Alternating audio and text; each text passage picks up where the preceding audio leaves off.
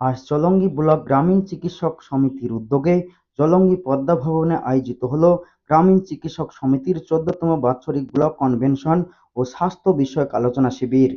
মুর্শিদাবাদ জেলা গ্রামীণ চিকিৎসক সমিতির এদিন আলোচিত হয়েছে সংগঠনের বিভিন্ন বিষয়ক আলোচনা। তাছাড়াও আলোচিত হয়েছে ডেঙ্গু বিষয়ক সচেতনতার কথা। এদিন সম্মেলনে উপস্থিত ছিলেন ব্লক স্বাস্থ্য আধিকারিক ডক্টর ওয়াসিম রেজা মহাশয়। তাছাড়াও উপস্থিত ছিলেন মুর্শিদাবাদ জেলা কমিটির সভাপতি মোহাম্মদ আশরাফুল ইসলাম, ব্লক সভাপতি মোহাম্মদ সাদেক আলী মহাশয়। তাছাড়াও উপস্থিত ছিলেন ব্লকের ৩ শতাধিক গ্রামীণ চিকিৎসক। ব্যুরো রিপোর্ট, সবার কথা তুলে ধরি।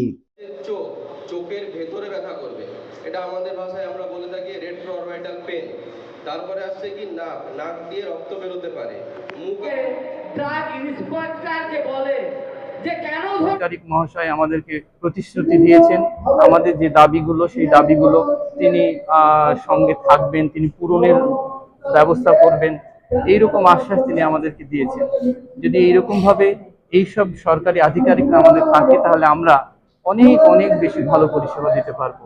আর এমনিতেই আমাদের প্রত্যন্ত অঞ্চল, এই বাংলাদেশের ধারে আমাদের বাড়ি, ভাঙন এলাকা, সরকারিভাবে স্বাস্থ্য পরিষেবা তো মানুষ পায়ই না। এখানে একমাত্র ভরসা গ্রামীণ চিকিৎসক, এরা সব সময়ের জন্য পরিষেবা দিয়ে থাকে। এদের রাত দিন ঝড় বাদলা বলে কোনো কিছু নেই, যে কোনো মুহূর্তে বিপদের পাশেই এই গ্রামীণ চিকিৎসক। তাই এদের শিক্ষার প্রয়োজন, ট্রেনিং এর অত্যন্ত প্রয়োজন। এই ট্রেনিং যেন সরকারিভাবে আমাদেরকে দেওয়া হয়, তার জন্য আমাদের জোরালো আন্দোলন এটা চলছে। এইটার জন্য আমরা সরকার বাহাদুরের কাছে আমরা আবেদন জানিয়েছি। এটা পূরণ হলে, আমার নাম আশরাফুল ইসলাম, আমি মুর্শিদাবাদ